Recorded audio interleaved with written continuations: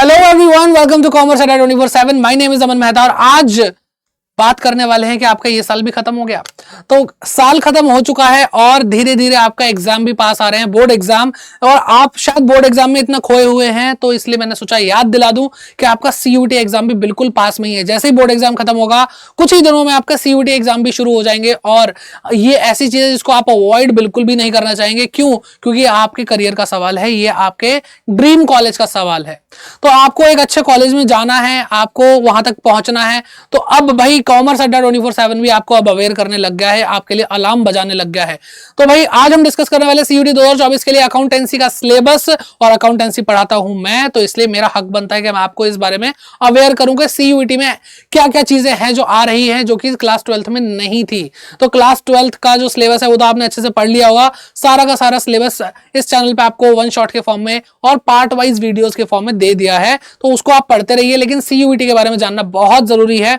तो क्या क्या सिलेबस में है, चलिए देखते हैं ऑफिशियल सिलेबस। तो आपको करना क्या है भाई, आपको करना यह है कि आपको जाना है गूगल भैया के पास। वहां पर जाकर आप टाइप करोगे सीयूईटी समर्थ और साथ में लिख देना सिलेबस। ठीक है, क्या लिख देना भाई? सिलेबस लिख देना। ओके, तो यहां पे आपने जैसे ही गूगल पे ये सर्च किया तो आप यहां पे सिलेबस तक पहुंच गए। यहां पे आपने क्लिक किया, क्लिक करते ही आपको सीयूटी की ऑफिशियल वेबसाइट दिख चुकी है और सबसे पहला प्यारा नाम आपको दिखाई दे रहा है, क्या? अकाउंटेंसी। तो आप अकाउंटेंसी पे यहां पे व्यू और डाउनलोड पीडीएफ पे क्लिक करेंगे तो आपको यहां पे सिलेबस दिख जाएगा। ऑफिशियल सिलेबस है अकाउंटेंसी बुक कीपिंग 301। ठीक है, 301 का आपको सिलेबस दिख रहा है। चलिए, तो जैसे ही आप यहां पे गए, आपको धीरे धीरे हर एक चीज बताने लग गए कि भाई 50 क्वेश्चन आएंगे आपके एग्जाम में। थोड़ा जूम कर लेते हैं। ठीक है, 50 क्वेश्चन आएंगे आपके एग्जाम में। बिल्कुल पॉइंट आउट करते हुए चलते हैं भाई अच्छे से। 50 क्वेश्चन आएंगे, 50 50 50, out of which 40 question need to be attempted. तो भाई आपको कम से कम 40 क्वेश्चन उसमें से करने हैं। सबसे पहली यूनिट आपकी जो दिखाई दे रही है वो accounting for not for profit organisation. अगर हम बात करते हैं सीबीएसई बोर्ड की, तो भाई सीबीएसई बोर्ड में ये टॉपिक नहीं था, ये टॉपिक ही नहीं था। तो इसलिए अब ये थोड़ा सा टेंशन का मुद्दा बन चुका है। तो जब भाई एनपीओ पढ़ा ही नहीं है तो भाई बहुत कुछ अभी हमें नया सीखने को मिलने वाला है, फिर यही समझ में आता है। और यहाँ पे दे रखा है भाई क्या क्या आने वाले, मीनिंग एग्जांपल्स आ जाएंगे भाई आपको एनपीओ के। रिसीट एंड पेमेंट अकाउंट आएगा आपको पढ़ने के लिए, fund based accounting, non fund based accounting, preparation of income and expenditure account, balance sheet, सब कुछ सीखना पड़ेगा आपको। ठीक है, तो शायद आपने नहीं सुना तो आपको कनेक्ट नहीं हो रहा होगा कि क्या बोल रहे हैं, क्या सुनने को मिल रहा है, हमें समझ में नहीं आ रहा है।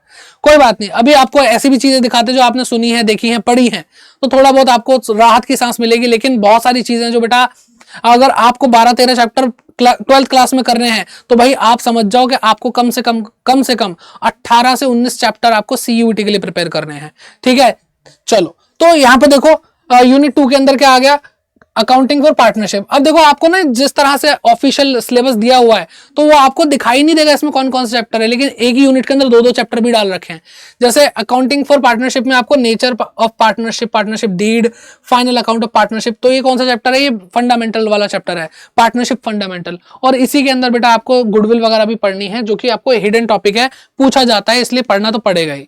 तो वो सारी चीज आपने 12th में पढ़ी हुई है, लेकिन उसको थोड़ा और डिटेल में, क्योंकि अब एमसीक्यू पूछे जाएंगे तो इसलिए उसमें हर एक चीज पूछ सकते हैं जो आप सोच भी नहीं सकते। मतलब छोटी से छोटी चीज जो आप इग्नोर कर सकते हैं वो एमसीक्यू बना करके आपसे पूछ ली जाएगी। ठीक है, चलो तो ये चीज समझ में आ गई हमें। फिर आपको रिकंस्टिट्यूशन ऑफ पार्टनरशिप की एक यूनिट दे रखी है। अब रिकंस्टिट्यूशन में मैंने आपको बता रखा है चेंज इन पीएसआर आता है, पढ़ाया है ना भाई, चेंज इन पीएसआर। आपको एडमिशन ऑफ अ पार्टनर देखने को मिलेगा यहीं पे, क्योंकि ये भी रिकंस्टिट्यूशन है। और रिटायरमेंट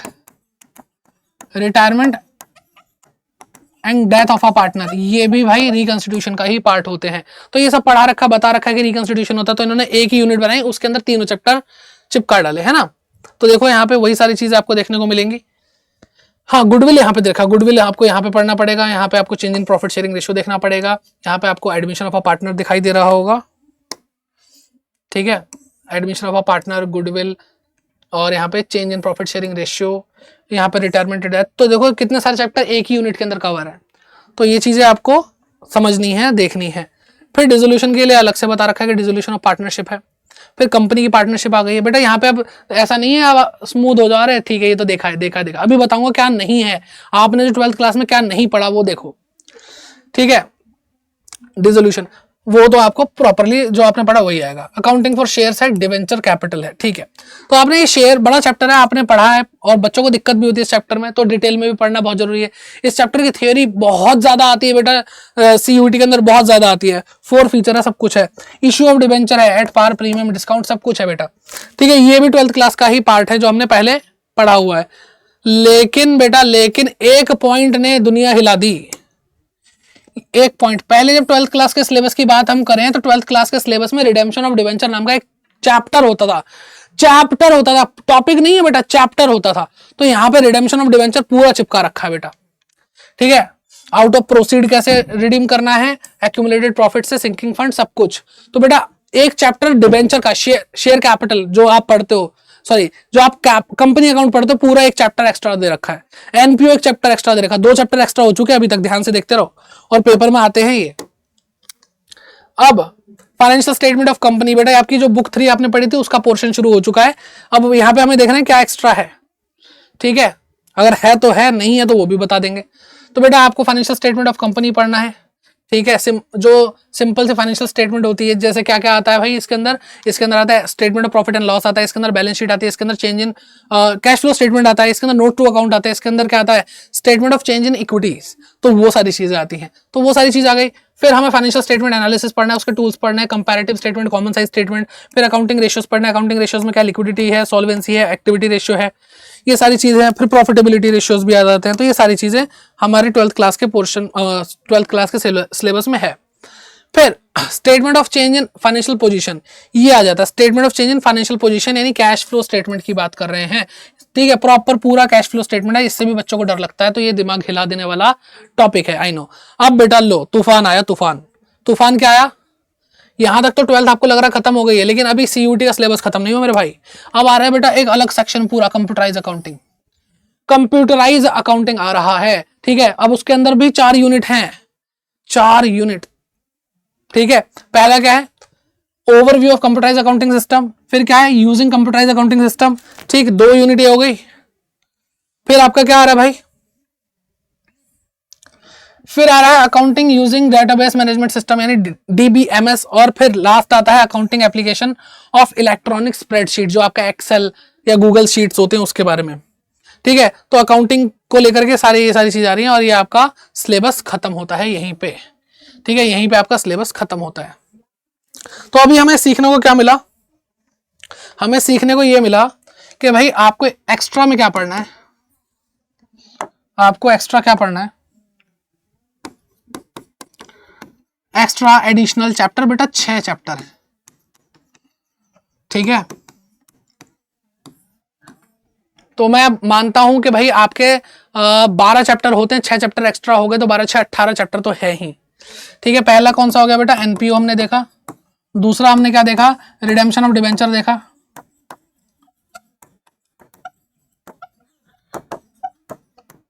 तीसरा आपने क्या देखा बेटा, तीसरा आपने देखा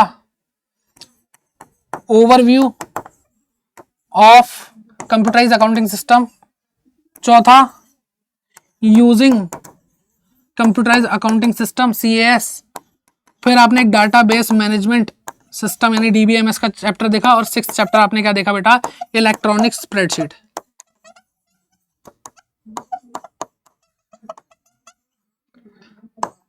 ठीक है। तो ये बेटा 6 चैप्टर हैं प्लस आपकी क्लास 12th का सिलेबस, क्लास 12th सिलेबस। तो आपका क्लास 12th का सिलेबस प्लस ये 6 चैप्टर हैं, ये आपको भाई बहुत मेहनत से तैयार करने हैं। और सबसे मेन चीज जो हम बात कर रहे थे कि भाई इसके अंदर कितने क्वेश्चंस करने हैं, आपको 40 क्वेश्चन करने हैं 50 में से। तो बेटा 6 चैप्टर में सिर्फ 10 क्वेश्चन तो आएंगे नहीं कि सर ये 6 चैप्टर में सिर्फ 10 क्वेश्चन आएंगे तो उनको हटा देते हैं और बाकी 40 तो हमारे पूरे पक्के हैं, 40 क्वेश्चन पूरे पक्के हो जाएंगे।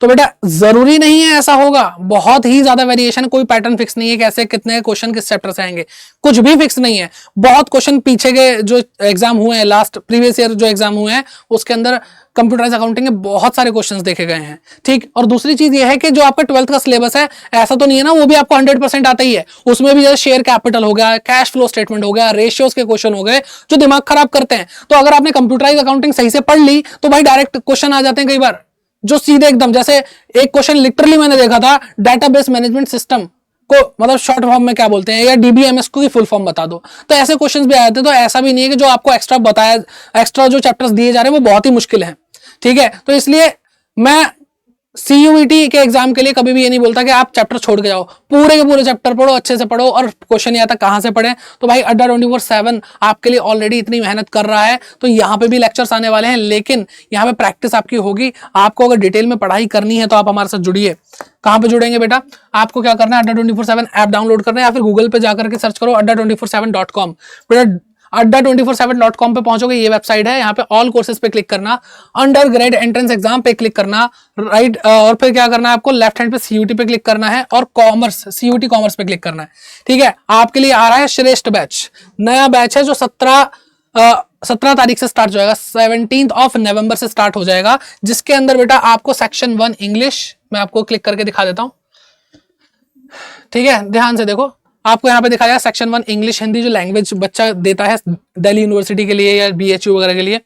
सेकंड सेक्शन में आपको कॉमर्स के डोमेन आपके सारे सिखाए जा रहे हैं, यानी अकाउंट, इकोनॉमिक्स, बीएसटी, मैथमेटिक्स और ये सारी चीजें हो गई। सेक्शन 3 के अंदर जो जर्नल टेस्ट के लिए प्रिपेयर कर रहे हैं, जीटी, जिसके अंदर क्वांटिटेटिव एप्टीट्यूड, रीजनिंग और करंट अफेयर्स जीके आती है, तो वो पूरी प्रिपरेशन है बेटा। तो आप सेकंड सेक्शन की बात करेंगे तो भाई आपको यहाँ पे 12th क्लास की पूरी तैयारी होकर मिल गई।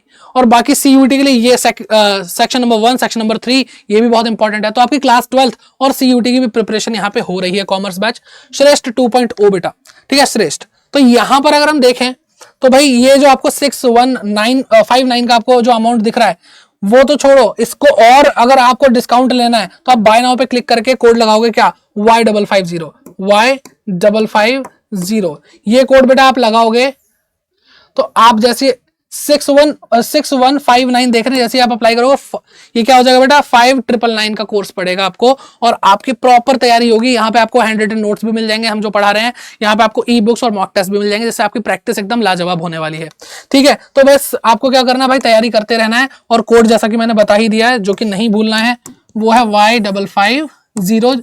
चाहे आपको बुक्स खरीदनी है, चाहे आपको कोर्स लेना है, जो भी आपको अड्डा 24/7 ऑफर कर रहा है उस पर आपको मैक्सिमम डिस्काउंट इस कोड से मिल जाएगा। तो आई होप आपको ये सेशन इंफॉर्मेटिव लगा होगा, आपको पता चला होगा कि भाई क्या क्या आने वाला है। और अगर आपको इसके लिए एक प्रॉपर स्ट्रेटेजी चाहिए कि किस तरीके से हम आगे तैयारी करें सीयूईटी की, तो आप कमेंट सेक्शन में जरूर कमेंट करके जाइए और पूछिए कि सर बताइए स्ट्रेटेजी क्या होने वाली है आगे। तो मिलते हैं आपसे नेक्स्ट क्लासेस में, bye bye, take care and keep growing.